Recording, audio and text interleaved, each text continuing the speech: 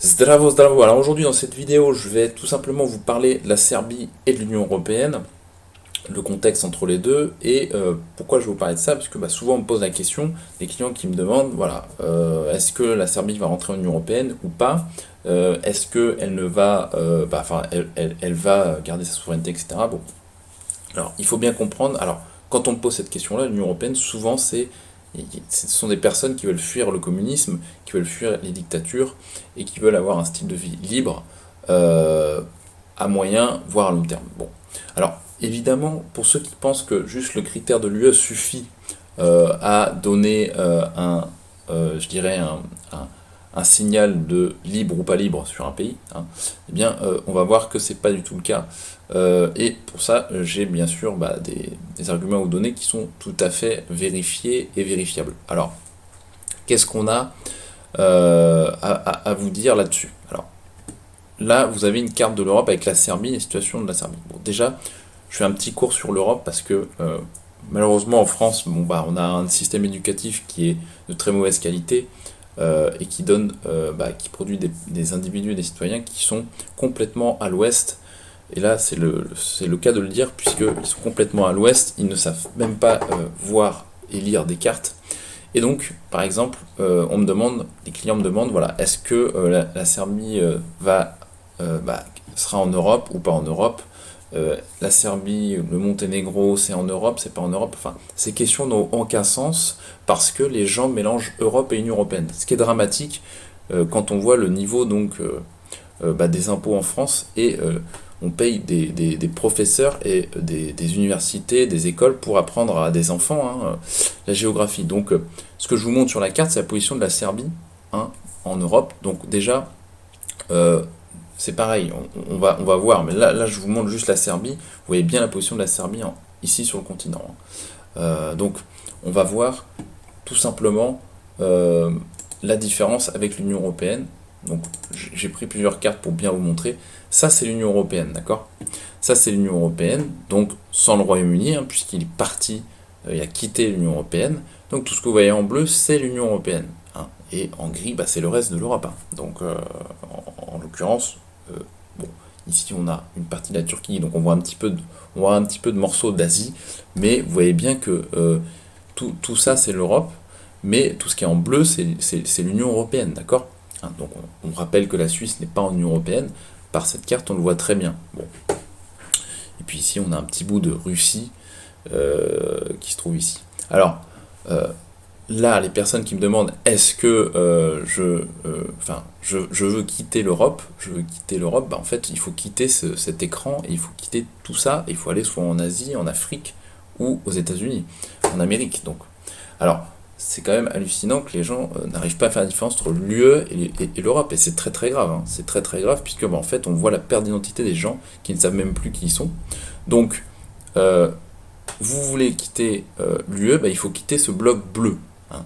Ça me paraît très facile à comprendre. Et je vais vous montrer quand même, donc l'Europe, c'est pareil. Alors, les gens qui parlent d'Europe de l'Est, donc tout ce qui est, voilà, on dit par exemple la Serbie c'est en Europe de l'Est, la Hongrie c'est l'Europe de l'Est, bah non, c'est absolument pas le cas. Là vous voyez cette carte par exemple, je suis désolé, je suis obligé de refaire des cours de géographie parce qu'on en est là en France, tellement les gens ont pas eu ont eu de la désinformation aussi, puisque tous les journalistes utilisent ces termes et n'ont pas plus de culture que... je vais m'arrêter là parce que ça serait trop violent, mais bref, vous voyez la carte de l'Europe ici. Bon, on voit qu'en jaune pâle ici, on a l'Europe. Donc comme on peut le constater, ça c'est l'Europe de l'Est, hein. Ukraine, Biélorussie, Roumanie, hein, tout ça c'est l'Europe de l'Est, hein. L'Europe de l'Ouest, c'est l'Espagne, le Portugal, le Royaume-Uni, hein, on voit l'Allemagne, ici, l'Italie, et c'est ça l'Europe centrale. Ça c'est l'Europe centrale, vous voyez. Là on voit hein, la Pologne, la République tchèque, la Hongrie, la Serbie.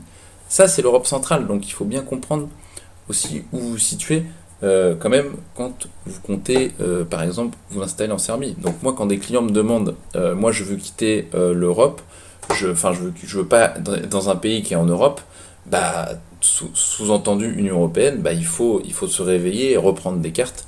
Et dans ce cas-là, le monsieur il veut aller en Asie ou il veut aller en Afrique, etc. Donc je suis obligé de le répéter à beaucoup de clients, parce que en fait, les gens ont perdu le sens de la géographie, ce qui est très très grave, hein, puisque c'est quand même un basique. Pour moi, c'est quelque chose de primordial de savoir un minimum sa géographie, surtout quand on parle de s'expatrier. Donc, bien comprendre la situation. Donc là, quand on est en Bosnie-Herzégovine, on est en Serbie, on est en Albanie, on n'est pas en Union Européenne, vous l'avez vu sur la carte précédente, donc voilà. Alors on me demande est-ce que la Serbie va rentrer en Union Européenne. Bien, il y a des spéculations là-dessus.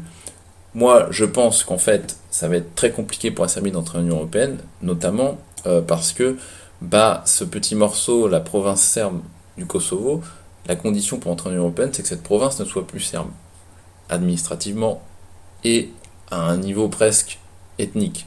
Donc, ce petit morceau-là, eh bien, il est considéré par Belgrade comme son territoire, mais Berlin et tous les gugus qui gèrent l'Union Européenne, presque tous, puisqu'en fait, même à l'intérieur de l'Union Européenne, il y a pas mal de pays qui quand même ne reconnaissent pas cette province comme un pays. Donc, on a par exemple la Grèce, l'Espagne, la Slovaquie, Chypre, etc.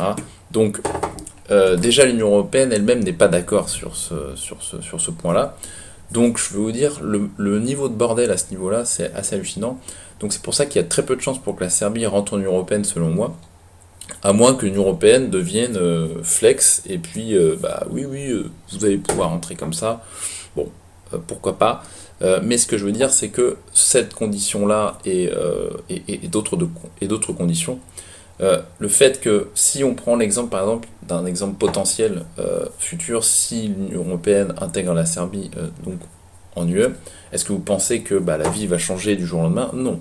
Vous pouvez voir large, 15-20 ans sans problème, vous n'allez pas avoir de problème particulier, le peuple va pas changer en 10 ans comme ça. Et il faut bien comprendre que quand la Serbie, si jamais elle rentre, elle ne rentrera pas en espace Schengen comme ça en 5 minutes. Si on prend l'exemple de la Croatie qui va rentrer en espace Schengen, donc de l'Union Européenne en plus, puisque la Croatie est membre de l'Union Européenne depuis presque 10 ans, peut-être même plus, faudrait aller checker, je ne me rappelle plus si c'était en 2012-2013, peut-être même avant 2010, bref. La Croatie rentre en espace Schengen, donc 1er janvier 2023. Bon, elle aura mis 10 ans à rentrer dans l'espace Schengen. La Slovénie est dans l'espace Schengen depuis un bail, et je peux vous dire que la Slovénie gère très bien ses frontières. Donc les pays qui n'ont pas envie de disparaître, ils ne disparaissent pas.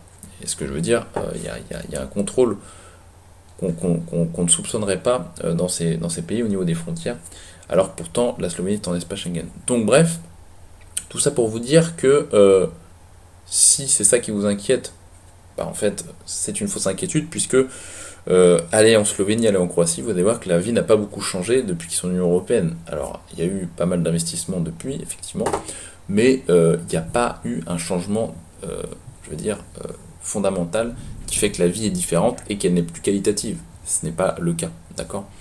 Donc, le seul point, c'est que par exemple la Croatie va adopter l'euro, on sait très bien ce qui va se passer. Quand l'euro sera en Croatie, eh bien, il y aura une augmentation des prix massive, on a connu ça en France, donc on n'a pas de surprise là-dessus, on sait comment ça se passe. Bon. Donc, voilà ce que je pouvais dire sur la Serbie par rapport à l'Union Européenne, qui n'est pas prête d'entrer pour plein de raisons, pas seulement la raison territoriale, mais c'est un blocage immense, et donc vous pouvez voir large à ce niveau-là, puisque je vous dis, récemment l'Union Européenne s'est rétrécie avec le Royaume-Uni qui a quitté le navire, donc on n'est pas sur un contexte d'expansion récent sur l'Union Européenne, donc il faut quand même bien comprendre ça, et on parle d'intégrer maintenant l'Ukraine dans l'Union Européenne, alors qu'on n'en parlait pas avant la guerre.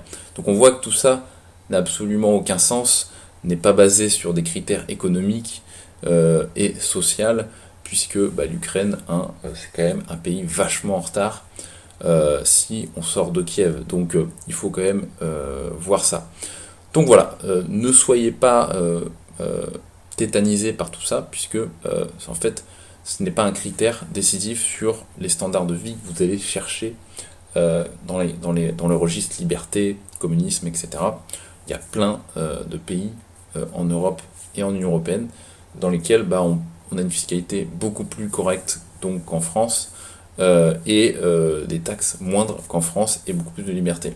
Et ça, je vous dis ça en Union Européenne. Donc il faut bien regarder les choses pragmatiquement et pas vous bloquer par des choses qui ne sont pas en réalité très bloquantes.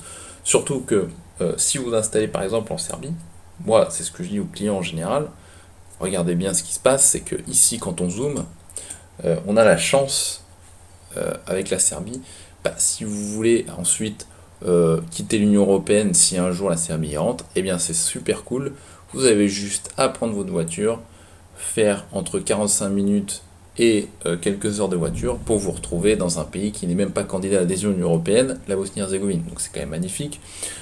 Et en plus, vous avez aussi l'Albanie dans ce cas-là, la Macédoine. Donc vous êtes tranquille, vous n'êtes pas prêt, vous n'êtes pas prêt de rentrer en Union Européenne si vous avez juste envie de déménager et ensuite, voilà. C'est pour ça que je me suis installé dans cette région, puisqu'en fait, je suis tout à fait flexible. Donc entre le Monténégro, la Serbie, la Bosnie-Herzégovine, déjà tout ça c'est la même langue, donc c'est excellent. Voilà. Donc moi je voulais vous mettre ça en avant pour déjà remettre les points sur les i au niveau des frontières de l'Europe et de l'Union Européenne, et donc ce contexte-là avec la Serbie. Voilà. Je vous laisse là-dessus et je vous dis à bientôt. Ciao ciao.